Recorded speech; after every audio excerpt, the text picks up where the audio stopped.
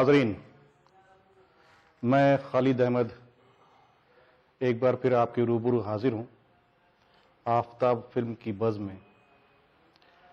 मैं पहले तो उन अपने तमाम बही ख्वाहों का और करम फरमाओं का ममनून व मशकूर हूं जिन्होंने फ़िरोज़ खान साहब के इंटरव्यू को देखकर मुझको फ़ोन किया और नई ख्वाहिशात दी। बहुत शुक्रिया आपका। आइए इंटरव्यू के सिलसिले को आगे बढ़ाते हैं और आपकी मुलाकात में शहर की उस जानी मानी शख्सियत से कराता हूं जो मोहताज तारुफ नहीं है।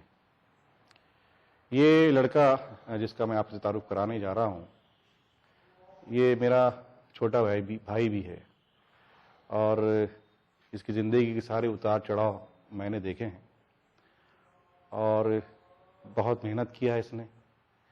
कहते हैं कि कुछ लोग जो है तो सोने के चमचा लेकर पैदा होते हैं और कुछ लोग बिना चमचे के ही पैदा हो जाते हैं। उनके पास अपना कुछ होता नहीं है, सिर्फ होती है एक संगलाख सरजमीन जिस पर उन्हें मेहनत और मशक्क़त से अपनी ज़िंदगी, अपनी रोज़ी के लिए लड़ना और झगड़ना पड़ता है। ऐसी ही वो शख्सियत है जनाब ज़मीर अहमद क़ादरी साहब। ज़मीर अहमद क़ादरी औरंगाबाद के रहने वाले हैं। शहर के मारूफ तरीन इलाका बुड्डी लेन इनका आबाई मकान है। इनकी तालीम तरबियत यहीं हुई और इन्होंने पेशे जर्नलिज्म को इख्तियार किया।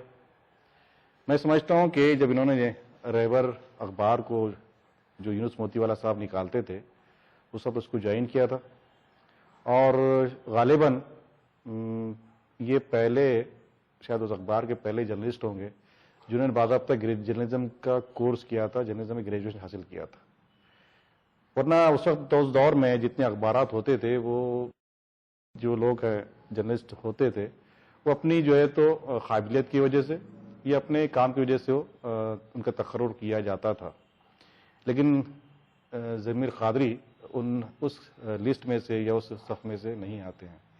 ये अपनी मेहनत से इस आदमी ने जर्नलिज्म को हासिल किया है और एक जर्नलिस्ट बहैसियत जर्नलिस्ट जो है इसने वो काम किया। उसके बाद एक अरसा गुजर गया और रोज़नामा रहबर वो बंद हो गया। ज़मीर क़ादरी ने फिर उसके बाद हिम्मत ना हारी और अपना एक अखबार शुरू किया, शमे रहबर। शमे रहबर से तरक्की करते करते इस आदमी ने सियासत पे कदम रखा। मजलिस इत्तेहादुल मुस्लिमीन में मैं समझता हूँ कि शुरुआत जो है तो औरंगाबाद में लाने की इन्होंने ही की थी और इनके ही अखबार ने उस तंजीम को जो है सारे माटवाड़ा भर में फैलाया था। बहरहाल ज़मीर क़ादरी जो है तो इसके इस आदमी के नाम तो एक हैं लेकिन रूप अनेक हैं। ये बैतुल यतीम जो इदारा शहर का जो चलता है उसका भी सदर है और इदारा जो है तो एक मिसाली इदारा के नाम से जाना जाता है, इनकी सदारत में चलता है। तो बहरहाल आइए मैं आपका तारुफ उनसे करवाता हूँ। मिलिए जनाब ज़मीर अहमद क़ादरी साहब से। अस्सलाम वालेकुम। वालेकुम सलाम। बहुत शुक्रिया ज़मीर अहमद क़ादरी साहब, आप हमारी बज़ में तशरीफ़ लाए। इदारा आपका बड़ा ममनून व मशकूर है। आप मुझको बताएं कि आपका बचपन तो बुड्डी लेन में गुजरा और आपके वालिद साहब जनाब रहीम अहमद साहब जर्रा मशहूर मारूफ हकीम रहे हैं। कुछ बताएं उनके बारे में आप। मेरे वालिद मोहतरम के ताल्लुक से औरंगाबाद में बहुत ज़्यादा मशहूर थे, बल्कि मराठवाड़ा में वो एक अपनी अलग शनाख्त रखते। जी बिल्कुल। दरअसल वो हकीम के साथ साथ जर्रा भी थे जी और हिकमत में ऐसा फ़न हासिल था अल्हम्दुलिल्लाह कि मैं मेरे बचपन में देखा कि मेरे वालिद मोहतरम की दवाएं हैं तो बैरून मुमालिक जाती थी। सही बिल्कुल। उस वक्त मनी आर्डर होती थी, पार्सल होता था, बहुत तकलीफ़ों से वो कोई दवाएं हैं तो बाहर तक पहुंचती थी, लेकिन वो सिलसिला चालू हो गया था। लेकिन शायद ये मेरी बदकिस्मती समझिए कि 14 साल की उम्र में ही वालिद साहब का इंतकाल हो गया जी और घर के हालात बहुत ज़्यादा ख़राब हो गए। जी। उस वक्त मैं शायद 10वीं में था, मेरा रिज़ल्ट भी नहीं आया था। पास होने के बाद मैंने तो शुरुआत में घर में तो माशी हालत बहुत ज़्यादा ख़राब हो गई थी। जी। 2 बड़े भाई थे, एक बहन की शादी हुई थी, एक बहन और मेरे से छोटी थी जी, एक शाहीन। बहन एक बहन शादी की बाकी थी जी। जो फरजाना बाजी थी। वालिद साहब ने उनके इंतकाल से कबल है तो उनकी शादी के लिए 10 से 20 हज़ार रुपये कुछ रखे थे, जिसमें उनकी शादी हो गई बड़ी बहन की। लेकिन तीनों भाई बेरोजगार थे और बड़ा भाई किसी तरह है तो वालिद साहब के पेशे को इख्तियार करके काम करना शुरू किया। और दूसरा मतलब भाई वसीम अहमद कादरी साहब की वसीम बात अहमद कर रहे कादरी, हैं जी। दूसरा मेरा भाई फ़हीम अहमद कादरी, वो लोन खर्च उठाने के चक्कर में थे, स्क्रीन प्रिंटिंग का कारोबार करते थे, लेकिन बहुत ज़्यादा कोई माशी हालत उसमें बेहतर नहीं हो सकी उनकी भी। मैंने जब सोचा कि हालात बहुत ज़्यादा ख़राब है तो एक छोटी सी पान की दुकान डालकर अपना कारोबार शुरू किया।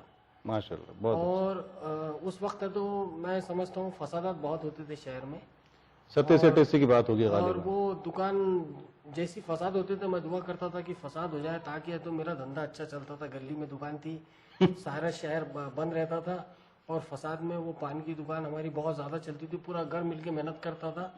बहुत दिन चला, लेकिन उसमें भी है तो फाइनेंशियल कंडीशन इतनी अच्छी हो नहीं सकी। बाद में एक हमारे घाटी में एक पान की दुकान थी जहाँ से मैं चाहता था कि 20 से 30 रुपए रोज मुझे वहाँ से मिलते थे, तो जी। पार्ट टाइम वो काम भी करता था। अच्छा। और डॉक्टर इत्तेखास अफजल साहब जो विद्यापीठ के जी vice Khan, chancellor, BCD director भी रहे हो। हाँ, तो उन्होंने मेरा एक एडमिशन एसबी कॉलेज में 11 में करवाया था। अच्छा। लेकिन मैं रेगुलर कॉलेज नहीं जाता था। आहिस्ता आहिस्ता मैं तो कारोबार की तरफ जुड़ता गया और आगे चलते हमारे बहनवी की एक गैस स्टील की एजेंसी थी जिस पर मैंने काम करना शुरू किया। वहाँ पर मैं सलीम जागीरदार साहब। सलीम जागीरदार साहब वहाँ पर है तो मैं गैस स्टील की टाकियाँ उठाता भी था, उसमें 60 टाकियों में माल भी भरता था, रक्शे में चढ़ा। मतलब आप ये कहना चाहते हैं कि वैसे थे हॉकर भी आपने काम किया? नहीं, मैं हमाल के हैसियत से काम करता था। 5 रुपए है तो मुझे मिलते थे उसमें। हमाली। और सच बयान करने में कोई गर्ज नहीं, कोई तो तारीफ करने वाली बात नहीं है। लेकिन मैंने वो काम मुसलसिल 8 साल तक किया। मेरा ग्रेजुएशन उसमें ही हुआ पूरा, और ग्रेजुएट बनने के बाद भी वो काम जारी रखा मैंने जी। मैं शायद मेरे खानदान का पहला बच्चा था कि मेरी शादी खुद मैंने अपने पैसों से किया, कि मैंने जमा किए थे पैसे और वालदा की ख्वाहिश थी शादी करे, तो फिर मैंने वो शादी अपने पैसों से किया था। तो ऐसा जिंदगी की गाड़ी आगे बढ़ी। जी। फिर है तो मरहूम रफीक शाहबाज साहब ने, मैं औरंगाबाद टाइम्स में बैठकर है तो कुछ लिखा करता था। बहुत साफी तो नहीं बना था लेकिन आड़े तिड़े अल्फाजों में लिखता था। नौजवानी का पीरियड था। नौजवान रफीक शाहबाज साहब ने कहा कि आप है तो रहबर से जुड़ जाओ, तुमको अच्छी तनख्वाह भी मिलेंगी। अगर यहाँ तुमको 1000 रुपये मिलते तो वहाँ 2000 रुपये मिलेंगे। तो मैं रहबर में चला गया और 12 साल तक मैं रहबर, जब बंद हुआ उस वक्त तक मैं रहबर में था। अभी आपने हमारे नाज़रीन को बताया कि आपकी ज़िंदगी के जो मदारिज थे, जो उतार चढ़ाव थे, इससे आप गुजरे और आपने जो है तो रोज़नामा रहबर को ज्वाइन किया। रोज़नामा रहबर के जो इख्तिताम तक आप इसमें रहे, उसके ख़त्म होने के बाद फिर उसके बाद आपने जो है तो अपना खुद का अखबार शुरू किया, रोज़नामा, जो पहले जो हफ्तावारी हुआ करता था, बाद में उसको आपने रोज़नामा में तब्दील किया। क्या क्या तकालीफ आपसे गुजरे हैं आप? नहीं खालिद भी, किसी भी अखबार को निकालना मैं समझता हूँ बहुत बड़ा चैलेंजिंग काम है जी। उसके लिए तो एक बहुत बड़ा फाइनेंशियल ग्रुप तुम्हारे साथ में होना चाहिए, या फिर कुछ डायरेक्टर्स होना चाहिए, या फिर तुम्हारा खानदानी कुछ विरासत होना चाहिए, बैकग्राउंड चाहिए उसका। मेरे पास ऐसा कुछ भी नहीं था। मैंने जब शुरू किया तो बहुत से लोगों ने मुझे मदद की, उसमें से आप भी एक थे। और मेरे साथ के जो दोस्त अहबाब थे, कुछ आपने अभी जिक्र किया था इमाम शेख साहब, ऐसे बहुत से लोग थे जो, उसमें डॉक्टर गफ्फार कादरी भी थे जी।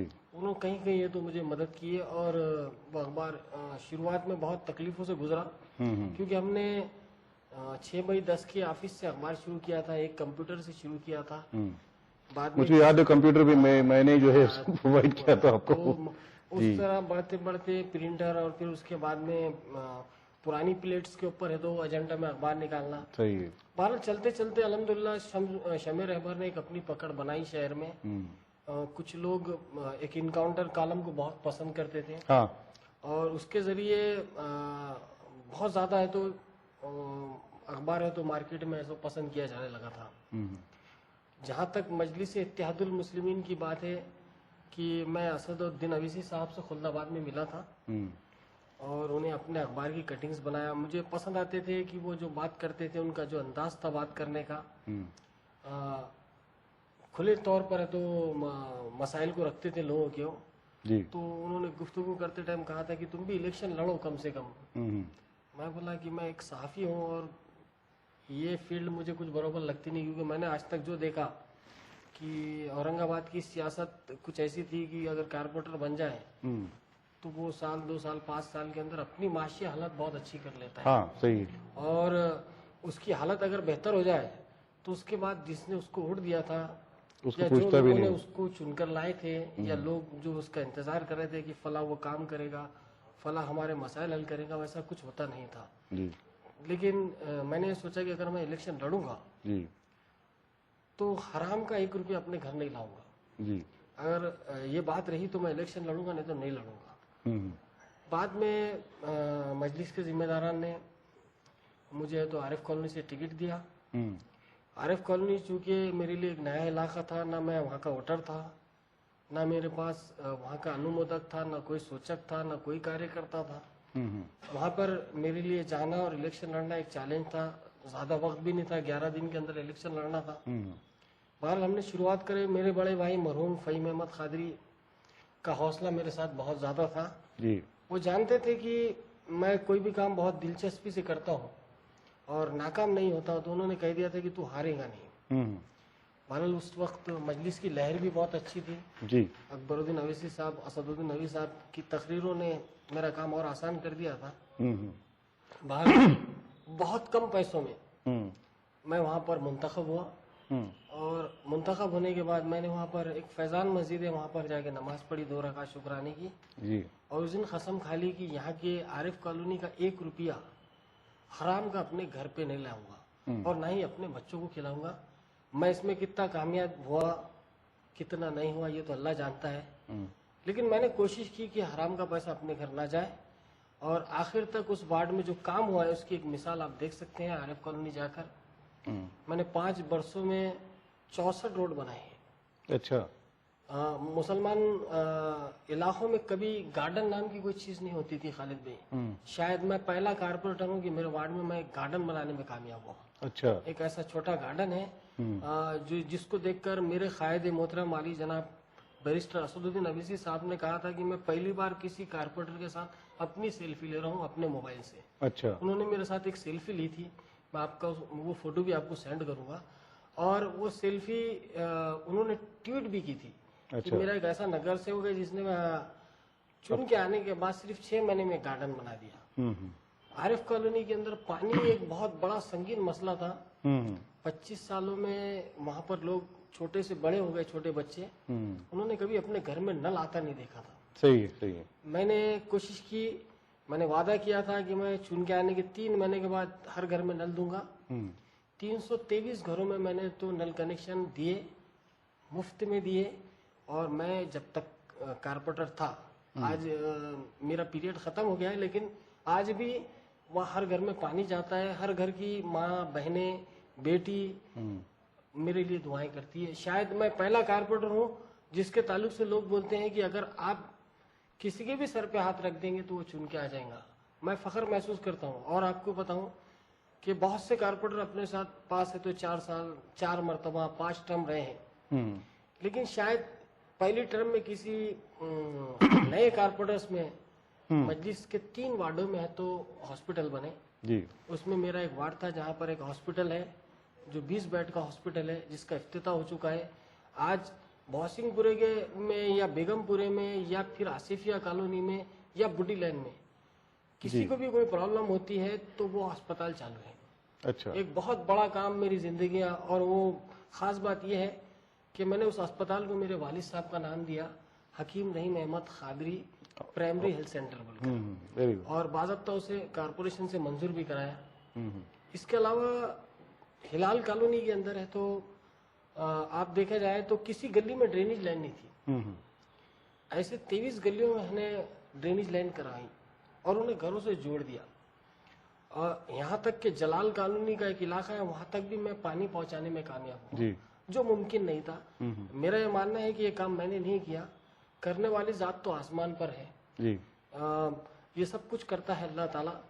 मैंने तो सिर्फ कोशिश की और मदद उसकी मिलती रही और मुझे कामयाबी मिलती रही जी। आप देखेंगे कि हिलाल कॉलोनी में अक्सर लोग परेशान रहते थे, 3 गलियों के लोग, कि किसी दिन भी कारपोरेशन का कोई बुलडोजर आएगा और उनके घरों को तोड़ देगा। क्योंकि नदी में जब भी तूफानी आती थी या नदी की सतह भर जाती थी तो लोगों के घरों में पानी घुसने जैसे हालात पैदा होते थे। और कारपोरेशन के रिकॉर्ड के हिसाब से खाम नदी की 3 गलियों को तोड़ना ज़रूरी था, टाउन प्लानिंग के हिसाब से भी। मैंने कोशिश की कि इन गरीबों का घर ना टूटे, मेरे पीरियड में तो ना टूटे कम से कम। तो मैंने 50 लाख रुपए की एक दीवार बनाई है। आपने देखना, आप देखेंगे कि खाम नदी में एक दीवार बनी है, वो पूरी कंक्रीट में है जी। और उसकी वजह से आज लोगों को फख्र महसूस हुआ कि इतना पानी आने के बाद भी हिलाल की किसी गली में पानी नहीं आया।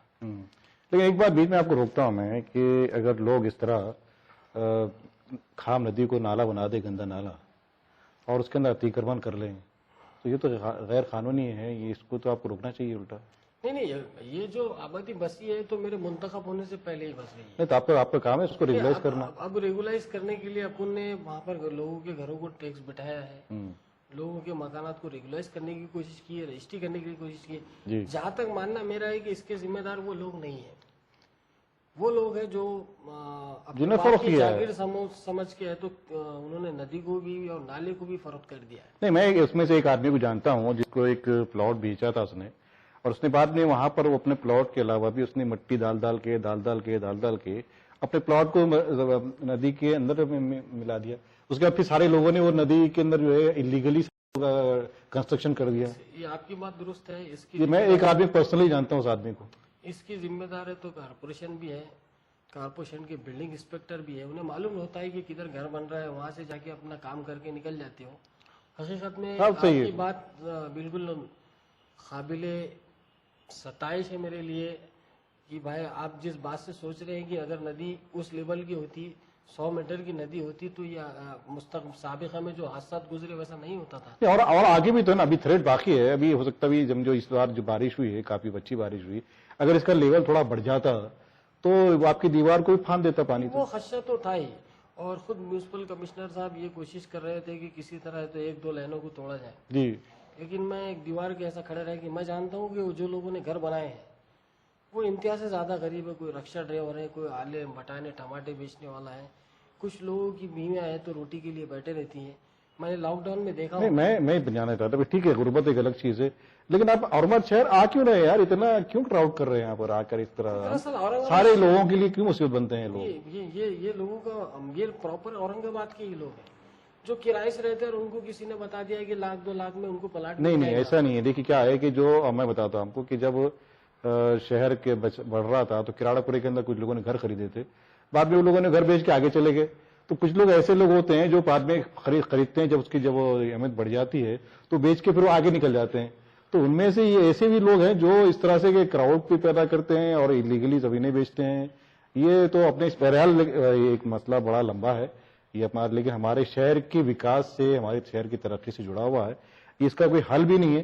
लेकिन बहरहाल मैं आप लोगों को कोई कोशिश करनी चाहिए कि आप नुमाइंदे हैं अवाम के, कि आप जो है कम से कम ऐसी इलीगल बस्तियों के खिलाफ जो है, बजाय उनके फेवर में खड़ा रहने के, उनको कुछ ऐसे रास्ते पैदा करें कि जब कोई बस्ती बस रही हो तो उस वक्त ही कॉर्पोरेशन या वो लाके वो रोके, भाई इसके सारे लेआउट देखें, प्लान देखें और उस वक्त काम करें। बहरहाल चलिए छोड़िए इसको।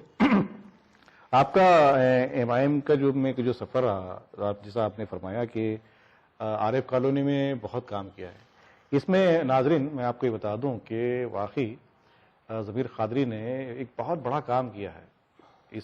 इस आदमी ने जो बातें कही है वो तारीफ के ज़िम्मेरे में नहीं आती, वो या सताइश के ज़िम्मेरे में नहीं आती, ये वो प्रैक्टिकल वर्क है जो उसने किया है। और मैं समझता हूँ कि ऐसा वर्क शायद क्या नाम था कॉर्पोरेटर का, विकास, जो मेयर भी बने थे शिवसेना के, विकास जैन, तो विकास जैन के बाद मैं समझता हूं कि सबसे अच्छा ज्यादा काम करने वाला कोई नौजवान अगर है तो ये जमीर कादरी है। इसके अलावा कई लोगों ने काम किया जिसमें अच्छे काम करने वालों में मुजाहिद कॉर्पोरेटर साहब का भी नाम आता है, हिदायत अली साहब का भी नाम आता है, और मोहसिन पहलवान भी हैं, रशीद मामू वगैरह, काफी अच्छा काम किया है इन्होंने। लेकिन एक चंद सालों में एक नौजवान है जिसको कोई तजुर्बा नहीं था इस सारी फील्ड का, इसके बावजूद भी उसने इतने अच्छे काम किए। अब हम जब जाते हैं, पहले जब हम जाते थे आरिफ कॉलोनी तो कीचड़ से गुजरना पड़ता था, नदियों नालों की बुरे हालात थे, पानी नहीं मिलता था, कई घर तो बिना पानी के होते थे, उनके पाइपलाइन नहीं थी। तो इस नौजवान ने वो पता नहीं कहां से कैसे कैसे, हालांकि जितना उस आदमी ने काम किया है उतना फंड तो कॉर्पोरेशन एक वार्ड को दे ही नहीं सकती थी। लेकिन हैरत ये होती है कि ये फिर जो पाइप जो पड़े हैं जमीनों के अंदर, या जो रोड बने हैं, तो ये फंड जो है इतना कितने 44 रोड ना 46 रोड 64 रोड का इतना बड़ा जो है फंड, आखिर ये कैसा कहां से हासिल किया है इस आदमी ने? जरा आइए जानते हैं ये सब कैसे किया, कैसे आपने। दरअसल अगर आप सहाफत से जुड़े हैं तो हमारे पास एक चीज रहती है कि किसी भी सहाफी में आप देखिए, या मेरे साथियों में बहुत से सहाफी है, वो किसी भी चीज की, किसी खबर की है तो जड़ तक पहुंचते हैं जी। मुझे इस बात का इल्म था क्योंकि कारपोरेशन मेरा बीट था, मुझे इस बात का इल्म था कि बजट बुक ही डिसाइड करती है कि कौन से वार्ड में कितना काम होगा, और मैं बजट बुक जो बनाता हूँ उन लोगों से अपना राब्ता बहुत अच्छा रखा जी। बजट के अंदर मैंने एस्टीमेट तैयार किए रोड्स बनाने के लिए, जो उसके अंदर अमाउंट दरकार होती है, जो इंजीनियर बना के लिस्ट बनाते हैं, उस टाइम मैं अपनी लिस्ट खुद बनाता था जी, और वो बनाने के बाद उसको बजट बुक में दाने लगाता था जी। अब हुआ ये कि वो बजट बुक में तो आ गई, लेकिन एक हमारे कमिश्नर इससे पहले जो थे उन्होंने ऐलान कर दिया कि मैं 1 करोड़ से ज्यादा किसी वार्ड को 1 साल में नहीं दूंगा। अच्छा। हर कारपोरेटर को है तो 1 करोड़ दूंगा। तो वो मेरे लिए थोड़ा सा बहुत ज्यादा मसला पैदा होता क्योंकि उसमें तो मेरी 2 ही रोड बन सकती थी। तो मैंने जीबी के अंदर एक फिगर पेश किया कि आरिफ कॉलोनी है तो एक लीगल एरिया है मुस्लिम इलाके में, और आरिफ कॉलोनी ने है तो करीब 3 करोड़ 66 लाख रुपए का है, तो यहाँ पर या तो टाउन प्लानिंग में जमा किए पैसे, बांधकाम परमिशन के नाम से, टैक्स के नाम से, डल टैक्स के नाम से, जो मैंने माहिती अधिकार में निकाले थे वो मैंने पेश किया, और कमिश्नर ने कहा कि मेरे पैसे कम से कम मुझे वापस दे दो, अच्छा, ताकि मैं मेरे वार्ड को डेवलप कर सकूं। तो उस टाइम कमिश्नर साहब ने मेरे को बुला के बोले थे कि मैं थोड़े थोड़े दूंगा, सबके सामने आप बात मत किया करो, और वो मेरी हर फाइल को है तो बाद अब तक ग्रीन सिग्नल दे देते थे। उसके बाद ये हुआ कि कारपोरेशन के बजट बुक के अंदर बहुत से हेड रहते अलग अलग, मैं समझता बहुत से कारपोरेटर को ये मालूम भी नहीं होगा। अलग अलग हेड में तो स्टेट गवर्नमेंट का फंड अलग रहता, सेंट्रल गवर्नमेंट का फंड अलग रहता। जैसे कि मेरे वार्ड के अंदर है ना 2 जैगिंग ट्रैक बनाया मैंने। अच्छा। ये हमारी सोच ही नहीं है, यानी किसी मुस्लिम नगर से वहां तक जहन नहीं लगा था उसको हमारा उसका एक बीच में रोकता आपको, जब भी कोई स्कीम या जब भी कोई मामला होता है तो मैंने अक्सर कॉर्पोरेटर्स को देखा है, उससे एक जुमला वो कहते हैं इसमें हमारा क्या है। सही बात। दूसरी बात यह है कि जैसा आपने कहा कि आपने सारी प्लानिंग की, क्योंकि सहाफी थे, आपने साहब को पता था, सारा बीट आपकी कॉर्पोरेशन थी। लेकिन मगर मैं अगर ये मान लूं कि अगर आपका 10 करोड़ का आपने काम किया है कॉर्पोरेशन से, तो मुझको ऐसा लगता है कि 10 करोड़ का तो काम वहां से पैसा निकला है, लेकिन आपके वार्ड में 15 करोड़ का काम हुआ है। तो ये आप इस बात को गोल कर रहे हैं, आपको बताना पड़ेगा कि आपने फंड लाए कहां से आखिर। ये देखो मेरे वार्ड में है ना 17 करोड़ 63 लाख रुपए का काम हुआ, जो मैंने ऑफिशियल पार्टी को निकाल कर दिया जी, और बाज़ाब्ता कमी कारपोरेशन के अफसरान के अलग अलग हेड के पैसे उनके रिकॉर्ड पे लेके, उनके रजिस्टर पे लेके, उनके लेटर पे लिखा के है तो मैंने पार्टी को जमा किया कि मैंने 17 करोड़ का काम किया, 17 करोड़ 66 लाख रुपए, और 5 सालों में किसी नगर सेवक ने इतना काम किया हो तो मेरे को ऐसा बता दो। मैं उनको तो बोला था हमारी पार्टी में से, हमारी पार्टी में बहुत से नगर सेवकों ने बहुत काम किया। ऐसा नहीं है कि मजलिस के लोगों को बहुत ज्यादा उम्मीद थी, मजलिस के कारपोरेटर से, और हमने कोशिश की अपने तौर पर। लेकिन मैंने तो ये सोचा था होना ही नहीं मुझे पैसे, तो रोड का साइज भी तो मैं जैसा एस्टीमेट में आता तो वैसे ही लेता था, कॉन्ट्रैक्टर से कंप्रोमाइज नहीं किया। कोई कॉन्ट्रैक्टर मेरे सामने खड़े रह के नहीं बोल सकता कि भाई आके मैंने बोला कि भाई रोड छोटी कर दे और मेरे को पैसे दे दे, हमने वैसा कोई कंप्रोमाइज नहीं किया। एक बात बताइए कि मैं आपको जॉगिंग ट्रैक का बता रहा था कि 2 जॉगिंग ट्रैक बनाए हैं। अच्छा। ये ग्रीन जोन बोल के एक है तो हेड था जो स्टेट गवर्नमेंट, और ये पैसे सिर्फ है तो 4-5 शिवसेना के नगर सेवक लेते थे हमेशा। अच्छा। ग्रीन जोन में के पैसे मैंने ला लिए। मैंने तो कचरे के लिए स्पेशल फंड में से पैसे ला लिए 50 लाख रुपए। मैंने तो लीगल टाउन प्लानिंग के लीगल पैसों में से तो जो एक अलग बजट रहता जो लीगल वार्ड को देते वो लीगल पैसे ला लिया मैंने। इनके 1 करोड़ तो लिया ही। कंपनी से मैंने 2 करोड़ रुपए की पानी की पाइपलाइन ला लिया, जो मेरा तो मिसाली काम है। मैं समझता हूँ शायद औरंगाबाद की इस बॉडी में सबसे बड़ा काम हो सकता है कि मेरे वार्ड में है तो मैंने लोगों के घरों के सामने से पाइप उठा के लोगों के घरों तक पहुंचाया। आपको यकीन नहीं आएगा खालिद भाई कि मेरे पास एक ग्रुप था जो रात में है तो एक गाड़ी लेकर तो खड़े रहता था 2 बजे रात को, और हम क्या करते थे कंपनी के कहीं भी है तो अगर शहर के अंदर पाइप पड़े रहे किसी भी नगर सेवक के, हमारे पास के बहुत से नगर सेवक है जिनको पाइप तो मिले लेकिन लाइन नहीं डाले उन्होंने, क्योंकि उनके पाइप रात में गायब हो गए। हम एक घड़ा भी खोदते थे, हमारे पास के बच्चे भी काम करते थे, हम वो पाइप डालते थे ताकि लोगों को पानी पहुंचे। उसकी मजदूरी भी एक बात बताइए, ऑन द रिकॉर्ड बोल रहे ऑफ द रिकॉर्ड? नहीं, मैं ओपनली बोल रहा हूँ कि मैंने ये किया। हमारे ही नगर सेवक की हमारे नगर सेवक को इल्म है इस बात का कि ये जमीर खादरी का कारनामा है कि रात को 4 पाइप गायब हो गए। अच्छा। मैंने मेरे लिए नहीं लिया, मेरा तो घर भी नहीं था, आज भी वहां पर घर नहीं है। मैंने जो लोगों को पानी पिलाना था गरीबों तक उनके लिए कोशिश किया, और हमने मैं समझता हूँ ऐसा 200-300 मीटर पाइप है तो गायब करे कई कारपोरेटर के पास से। कुछ कारपोरेटर से पूछ के भी लिए और कुछ नहीं बोले थे तो रात को गायब कर दिए उनको। तो मतलब आपने चोरी करवाई? चोरी नहीं कह सकते इसमें, क्योंकि उनका भी माल नहीं था। अच्छा। कारपोरेशन का ही माल था। कारपोरेशन ने कंपनी को काम दी थी, कंपनी के पाइप उठा के मैंने कंपनी कुछ लगाया। तो कंपनी तो काम कर रही थी ना, आपने? तो कंपनी काम कर रही थी, पाइप नहीं दे रही थी ना। कंपनी ने सब बोली सब कारपोरेटर को 100-100 मीटर दिए, मेरा काम नहीं हो सकता था उसमें। मेरे को कंपनी ने 300 मीटर दी थी, तब भी मैं मुतमईन नहीं था। तो जिसका 100 मीटर थे उसके 4 गायब। चलिए, आपका ये कहना है कि आपके वार्ड में काफी काम है, आपका कहना है, लेकिन ये बहुत ज्यादा सही है, इसमें कोई दो राय नहीं है। क्योंकि मैं खुद जानता हूँ, उसमें मेरे रिश्तेदार भी रहते हैं, मेरे दोस्त रहते हैं।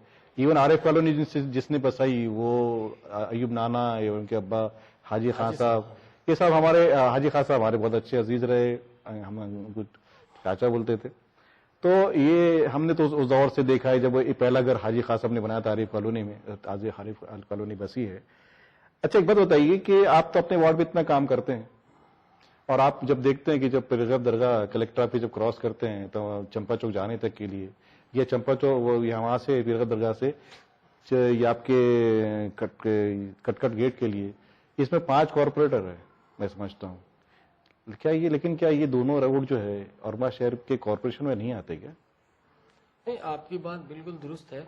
मैंने कहा कि भाई जहाँ पर 5 कॉर्पोरेटर थे, दरअसल हमारे जो खासदार है इम्तियाज जलील साहब, उन्होंने बीच में तो जब मुख्यमंत्री फडणवीस थे, हमने ये इशू को लेकर उनका घेराव भी किया था, काले फीते लगाकर काम कर रहे थे। तो उस वक्त तो फडणवीस साहब ने तो बाज़ाब्ता सिड़कों में एक प्रोग्राम के इफ्तिताई तकरीब में बाज़ाब्ता ऐलान किया था कि मैं 150 करोड़ रुपये औरंगाबाद को दे रहा हूँ, और ये इसका पूरा सहरा है तो इम्तियाज जलील साहब के सर जाता है, और वो 150 करोड़ रुपये उन्होंने भिजाए हैं। आपको इस बात की खुशी होगी जो आपने मुद्दे उठाए उसमें से 7 रोड जो है, एक तो औरंगपुरा भाजी मंडी की रोड है, एक है, उसके अलावा है तो एक रोड है तो आपको इधर कटकट गेट से तो पुलिस मेस तक की रोड है। ऐसे 6 से 7 रोड है। तो गणेश कॉलोनी कटकट गेट से पुलिस रोड मेस तक ठीक है, कटकट गेट से पीरगढ़ दरगाह तक क्यों नहीं? वहां पर दूसरे फंड की रोड है जो अभी बनने वाली है। ये काम 7 अभी शुरू होने वाले थे। अच्छा, लेकिन आचार संहिता लग गई अभी ग्रेजुएट हल्के इंतखाब के लिए। मेरा ख्याल है 7 तारीख से ये काम शुरू हो जाएंगे, क्योंकि इसके टेंडर हो गए, वर्क ऑर्डर भी हो गया है। तो ऐसे औरंगाबाद में 7 दूनी 14 ऐसे 14 रोड बनने वाले हैं। एक रोड अपनी कलेक्टर ऑफिस से है तो जो सड़कों को जाती है वो रोड भी उसके अंदर जो नासिर सिद्दीकी साहब के वार्ड से होती है वो भी 7 करोड़ की एक रोड है। तो ऐसे रोड है तो उसमें कंप्लीट अभी काम शुरू होने वाले हैं, और 100 करोड़ में बहुत से एरियो में है तो रोड बन चुकी है। और उसमें आप तो सड़कों सड़कों में कई रोडें आप देख सकते हैं। तो 100 करोड़ पहले जो गवर्नमेंट ने दी थी उसका इस्तेमाल हो गया, और ये 150 करोड़ का होने के बाद से बहुत ज़्यादा मसला हल होगा।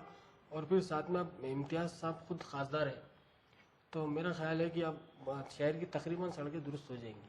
नहीं, एक बात नहीं, अभी आपका 5 साल आपने कंप्लीट किए हैं, तो 5 साल में ऐसा लगता है कि पहले शहर था, अब शहर गढ़ों में है। उसकी वजह ये है कि अब मेरे जैसे जो बुजुर्ग लोग हो गए, हम लोग जो उम्र जो क्रॉस दराज कर रहे हैं, तो हमारी जो है डर लगता है कि गाड़ी लेकर निकलेंगे तो कब मन का सरक जाएगा। ये जो हालत क्यों पैदा होगी, जबकि अभी तो आपका टेनर खत्म भी नहीं हुआ। मेरी बात सुनिए आप खालिद भाई, आप बिल्कुल ये हालात जो शहर की पहले से हैं, और कारपोरेशन की जो फाइनेंशियल कंडीशन है, जब से ऑक्ट्रा बंद हो गया और जीएसटी ये आने से नहीं, अगर आप उधर जाएंगे भीड़ भाड़ पर जाएंगे तो ये हालात की उनके लिए नहीं है क्या? वहाँ पर भी देखो हर जगह मसला है जी। हम क्या करते हैं, अपने घर के नजदीक देखते हैं, दूसरी तरफ नहीं देखते। हर तरफ मसला है, पानी का मसला अगर देखें तो हर तरफ पानी का मसला है। अब जहाँ तक मेन शहर की रोडें में बताया कि जो 100 करोड़ में बनी वही एक अच्छा काम था, वरना हर इलाके में तो गड़ों का मसला था। अभी कारपोरेशन ने एक मशीन लाई हुई है स्पेशल गड़ों भरने के लिए, उसका काम भी शुरू हो रहा है। एक टेक्निक के साथ वो गड्ढे को फुल भर देते हैं। अच्छा। एक मशीन है उसकी, और वो बहुत जल्द उसका काम शुरू होगा। अभी क्या होगा कि इस साल बारिश बहुत ज्यादा आई, और बारिश बहुत ज्यादा होने से भी है तो सड़कें मुतासिर होती हैं। ऐसी बात है, पहले से सड़कें खराब थी, उसमें बारिश ने और कारनामा कर दिया, तो मनकों में फर्क तो आने वाला है। तो ये मतलब हम लोग रास्ते पे निकले ना निकले, अब जैसा कुछ काम करें ना करें। रास्ते पे तो खुद आपके साथ में मजलिस है, अब मजलिस ने तो गढ़ों को लेकर बाज़ाब्ता है, तो कोरोना के अंदर भी हमने धरना दिया स्टेशन पे खड़े रह के, और खुद इम्तियाज जलील साहब बहुत एक्टिव है इसके अंदर। वो शहर को लेके बहुत ज्यादा, आपने अभी सुना होगा कि पासपोर्ट ऑफिस भी चालू जा रहा औरंगाबाद का, तो वो खुद है तो बहुत ज्यादा शहर के ऊपर है, तो ग्रामीण इलाकों के लिए भी कोशिश कर रहे हैं और शहर के लिए भी कर रहे हैं। नहीं, अगर हमारा पेट खाली हो तो हम हवा में उड़ते नहीं फिरेंगे ना। नहीं, उसके लिए पेट भरने के लिए कोशिश की जा रही है। क्या ये जो रोड है दो मेरे घर के सामने से गुजरता है और मेरे घर से पीछे से, ये कभी भरेंगे, कभी बनेंगे? ये आपके पास सीवर लाइन का काम हुआ ड्रेनेज का, सीवर लाइन की वजह से उसकी रोड की पूरी खुदाई हुई थी। चंपा चौक का पूरा इलाका है तो चौराहे तोड़ा गया था, और सीवर लाइन तो होगी, लेकिन सीवर लाइन का जो बजट था वो सेंट्रल गवर्नमेंट ने बंद कर दी। अच्छा। तो उसकी वजह से वो काम पेंडिंग हो गया। जो सीवर लाइन के बाद जो काम होना चाहिए था रोड का, वो नहीं हो पाया। लेकिन अभी वो रोड भी है तो बहुत से एस्टीमेट तैयार है। कमिश्नर साहब का ये कहना है, जो अभी एडमिनिस्ट्रेटर भी है, कि हमें तो अब तक जो बिल हमारे आज है तो 200-300 करोड़ रुपए की बिल रुकी है कॉन्ट्रेक्टरों की। कॉन्ट्रेक्टर काम करने के लिए तैयार नहीं है। अगर किसी कॉन्ट्रेक्टर को हम पकड़ के काम कराए तो उसको पेमेंट देगा, वो परेशान रहता है। वो कारपोरेटर पर डिपेंड करता है कि ये मेरे पेमेंट दिलाएगा। जब कारपोरेशन की फाइनेंशियल कंडीशन ये है कि उनके पास जो रिटायर हो रहा है उसको देने के लिए पैसे नहीं है, तब हम कॉन्ट्रेक्टर के पैसे कहाँ से लेंगे? अगर आप नया काम लिए, आपको हैरत होगी खालिद भाई, मेरे वार्ड में 4 काम टेंडर लगे, कोई टेंडर भरने को तैयार नहीं था। अच्छा। कॉन्ट्रेक्टर बोले भाई पैसे की गारंटी कौन लेगा? तो ये बहुत से मसला रहा है कि भाई मैं तो मेरे वार्ड में 3 रोड आखिर तक लोग आवाज निकालते रहे कि भाई फैजान मस्जिद की रोड होना चाहिए, लेकिन मेरे को कामयाबी नहीं मिली, क्योंकि मुझे कोई ऐसा कॉन्ट्रेक्टर ही नहीं मिला जो पैसे खर्चा कर सकता। ये हाल पूरे शहर का भी है, और ऐसा नहीं है कि कारपोरेटर कोशिश नहीं करते, सभी कारपोरेटर्स ने कोशिश की। मैं आपको बताऊं कि जो नए चुन के आए थे वो बहुत जज्बे से काम कर रहे थे। बहुत से कारपोरेटर है तो उसमें मेरे हिसाब से मिसाली है जिनके लिए अपना वार्ड बहुत आसान है। इसमें नासिर सिद्दीकी है, शेख अहमद साहब है हमारे, उसके अलावा तुम अगर आप देखे तो नीचे है तो फिरोज खान है, इधर बहुत से कारपोरेटर ऐसे जिनका है तो। अच्छा, ये तो हो गया आपकी।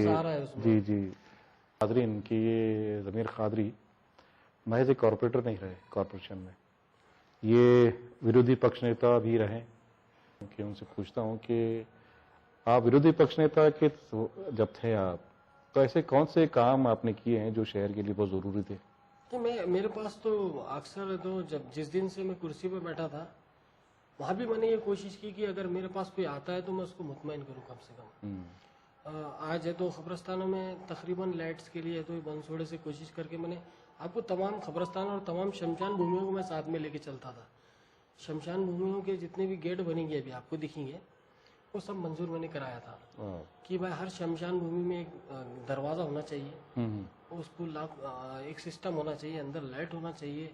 लोगों को कैसा है कि कम से कम आखिरी वक्त में तो भी तो उसके साथ जाने वालों को तो भी सुकून मिलना चाहिए। मरने वाले को तो सुकून मिलता है नहीं मिलता उसका तो इल्म नहीं है, लेकिन जाने वालों को तो सुकून मिले। तो हर खबरस्तान के लिए कोशिश किया। उससे हटके जो मेरा एक बड़ा कारनामा था कि यौम रहमतुल्लिल आलमीन के दिन मैंने एक ठराव पास किया था कि रसूलुल्लाह की यौम पैदाइश है या यौम वफात है, उस दिन शराब बंद होना चाहिए।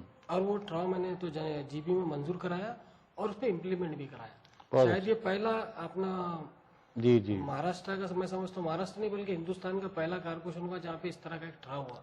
बहुत अच्छा। अक्सर ये होता था कि किसी भी प्रोग्राम में तो गोश्त बंद और किसी भी जयंती में ड्राई डे का पहला ऐसा ठराव था जिसको देख के कमिश्नर साहब ने भी हंसी कि तुम्हारा नया दिमाग काम करता हूँ। मेरे पीरियड में कारपोरेशन से पैसे लेकर तो 3 मुशायरे हुए साहब उर्दू के लिए भी मैंने कोशिश किया, उर्दू का बोर्ड के लिए भी ठराव पास किया था। अभी एक मुशायरा और होने वाला था जो आगे कोरोना की वजह से नजर हो गया और होगा उसका बजट सेंक्शन था इसलिए वो होगा। मैंने निपुण विनायक जो म्यूनसिपल कमिश्नर थे उनके हाथ से लिखा लिया था कि मैं नगर से रहूं या न रहूं उर्दू जिंदा रहे जी, इसलिए जब तक कारपोरेशन है तब तक उर्दू के मुशायरे होंगे, उर्दू के प्रोग्राम होंगे। ऐसा ठराव पास करके उनसे तो फाइल मंजूर करके लिया था। यानी मैं समझता हूँ कि मैंने कारपोरेटर से हटके भी अपनी जबान के लिए भी कोशिश किया। जहाँ पर मुझे लगा कि भाई मौलाना आजाद रिसर्च सेंटर है, आज उसके लिए मैंने 50 लाख रुपए के टेंडर किए थे। जो टेंडर लगे हुए हैं उसकी दुरुस्ती के लिए लोग कहते थे भाई कोई काम नहीं हो, तो मेरे पीरियड में अपोजिशन लीडर के पीरियड में तो वो काम हुआ है। ऐसे छोटे छोटे बहुत से काम हुए जो तो मैं आपको बता भी नहीं सकते, लंबी चौड़ी फहरिस्त है। लेकिन मैंने वो अपने 10 महीने के अंदर बहुत ज्यादा कोशिश की कि भाई मैंने किसी एक फिरके के लिए काम नहीं किया। हम एक फिरके के लिए आए भी नहीं ना बने। मैं हर फिरके के लिए अगर कोई मेरे पास आता है तो मैं उसके लिए काम करने को खुद उठ के उसके साथ जाता हूँ जी। बहुत से लोगों के साथ मैं कमिश्नर के पास खुद टेबल पे बैठ के बात किया और उनका मसला हल किया। जी। आपके 5 साल खत्म हुए, कोरोना की वजह से इलेक्शंस नहीं हो सके। आपके वार्ड से फिर आप खड़े रहेंगे या कोई दूसरी कोई हालत पैदा हो रही है? मैं तो पहले से एक बात कहता रहा था कि भाई 5 साल मेरे लिए बहुत काफी है।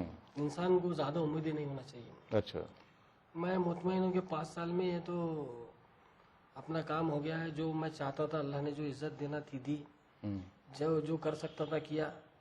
मैंने मेरे वार्ड में तो 5 गरीब बच्चियों की शादी भी अपने पैसों से किया। अच्छा। ये 2% 3% जो आते थे तो वो पैसे में उनकी शादी करता था। जहाँ तक रमजान हो तो कुछ शिरखुमे के पैकेट्स हमारे पास फिक्स थे कि भाई 200 घरों तक शिरखुमे के पैकेट जाना चाहिए। Very good. वो करता था। लॉकडाउन के अंदर भी मेरे से जो हो सका, जो कॉन्ट्रैक्टरों से जिन्होंने काम किया उनसे पकड़ के मैंने तो हर घर में अगर 2 किट 1 किट भिजाने में कामयाबी मिली मुझे। अच्छा, मैंने बहुत ज्यादा कोशिश की, जहाँ पर भी मुमकिन हो सका मैं वार्ड के लिए अपने खड़ा रहा।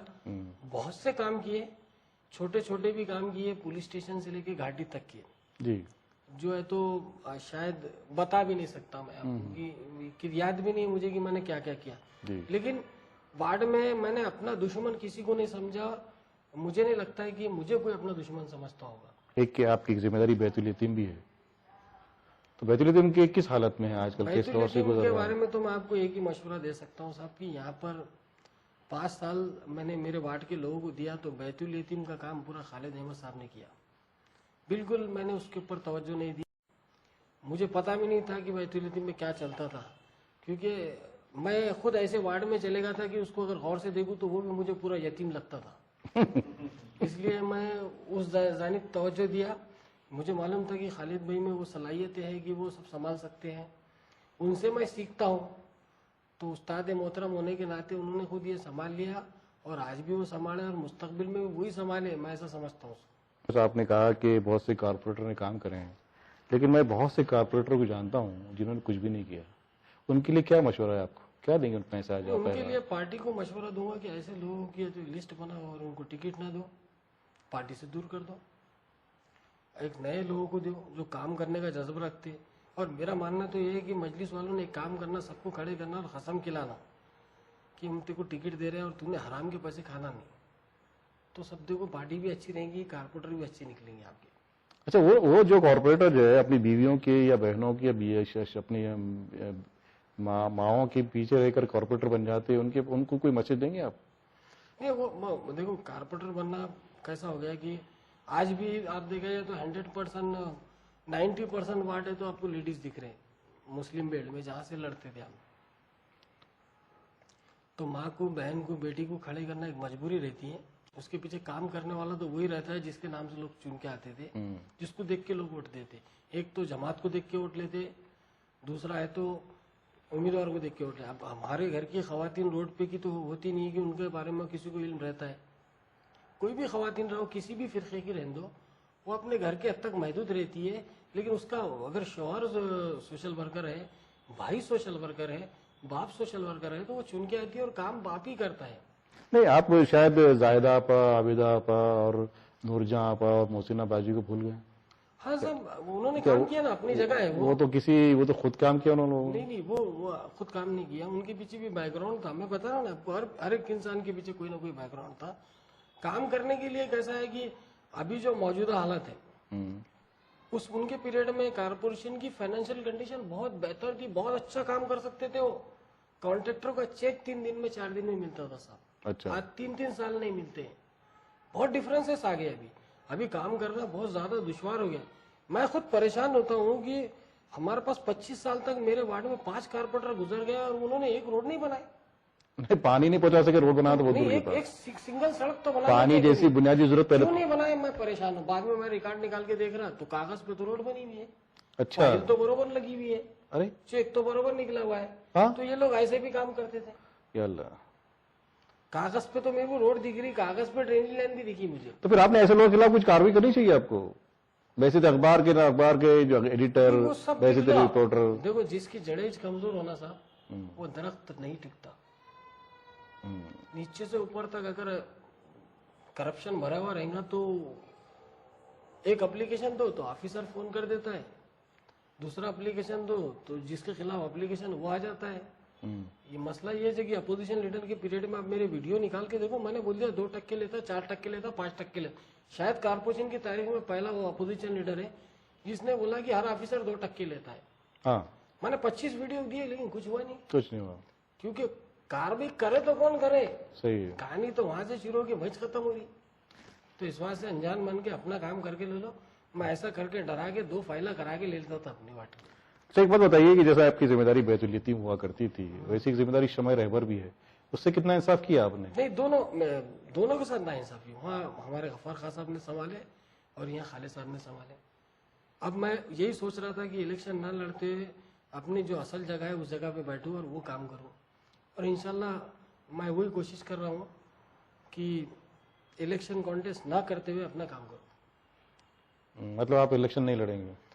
कोशिश वही है मेरी कि मैं नहीं, इलेक्शन ख्वाहिश भी नहीं है कि नहीं, तो हालात तो ऐसे हैं कि आप जैसे जो लोग हैं जो काम करते हैं वो उनको घर में नहीं बैठना चाहिए, हालात का मुकाबला करना चाहिए और अखबार की जिम्मेदारी भी निभानी चाहिए और वैसे तो कॉर्पोरेटर भी कल अपनी जिम्मेदारी निभानी चाहिए, ताकि ये जो अनपढ़ जाहिल रिक्शा ड्राइवर, ये जो लोग आके कॉर्पोरेटर बन जा रहे हैं, जो मुल्क से अपने शहर के लिए जो मुसीबत बने हुए हैं, जो हम अक्सर कॉर्पोरेटर के मुंह से जब भी कोई प्लान होता है या कोई काम होता है, जो टेंडर की बात होती है, तो एक ही लफ्जों से निकलता है, 2-3 लफ्ज निकलते, इसमें हमारा क्या है? तो मैं ऐसे तुम जैसे जो पढ़े लिखे नौजवान हैं जमीर खान साहब, इन लोगों को आपको चाहिए कि आपकी पार्टी को आप कहें कि भाई ठीक है पिछले 5 साल में, लेकिन इस बार जो है काबिल लोगों को, उन लोगों को जो शहर के लिए लड़ें, शहर की तरक्की के लिए जूझें और इसके लिए कुछ कर दिखाएं, वरना फिर हम अपने मन को कहाँ ले जाएंगे ये समझ नहीं आता। बहरहाल नाजरीन, ये थे जमीर कादरी जो इनसे आपसे रूबरू थे। हम फिर मिलेंगे इंशाल्लाह किसी और शख्सियत के साथ। जब तक जमीर साहब आपका बहुत शुक्रिया। खुदा हाफिज, जज़ाकल्लाह।